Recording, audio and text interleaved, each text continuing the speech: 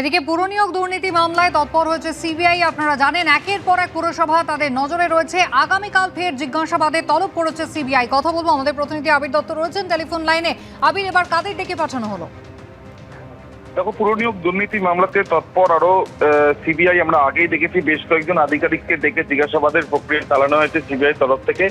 এখন যেটা খবর পাওয়া যাচ্ছে সেটা হচ্ছে যে দক্ষিণ দমদম পুরসভা, বরানগর পুরসভা এবং কামারহাটি পুরসভার মোট 5 জন কর্মী তাদেরকে আগামীকাল সকাল 11টার সময় এনবিসিসি স্কোয়ার সিবিআই দপ্তরে ডেকে পাঠানো হয়েছে।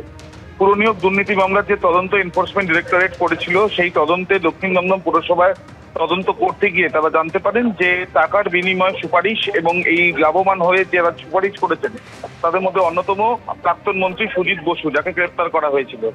একই রকম ভাবে তদন্ত করতে গিয়ে মদন মিত্রকেও ডেকেও জিজ্ঞাসাবাদ করে এনফোর্সমেন্ট ডিরেক্টরেট। সমান্তরাল ভাবে এই তদন্ত চালিয়ে যাচ্ছে সিবিআইও। সম্প্রতি সিবিআই এর তরফ থেকে 5টি পুরসভার বেশ কয়েকজন আধিকারিককে ডেকে জিজ্ঞাসাবাদ করা হয়। এখন যেটা খবর পাওয়া যাচ্ছে যে 5 জন কর্মী পুরসভার, বরানগর পুরসভা, কামারহাটি পুরসভা এবং দক্ষিণ দমদম পুরসভার এই 5 জন কর্মীকে ডেকে পাঠানো হয়েছে। তাদেরকে আগামীকাল তাদেরকে এনবিসিসি স্কোয়ারে সিবিআই দপ্তরে হাজিরা দিতে বলা হয়েছে এবং সেখানে তারা আসলে তাদেরকে জিজ্ঞাসাবাদ করবে। মূলত জানার বিষয় দুটি। প্রথম, সুপারিশের মাধ্যমে যে নিয়োগ হয়েছিল বলে যেটা সন্দেহ তদন্তকারীদের, সেই সুপারিশ কে করলো।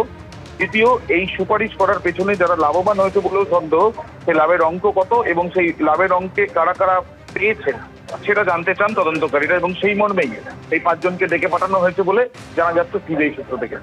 ধন্যবাদ।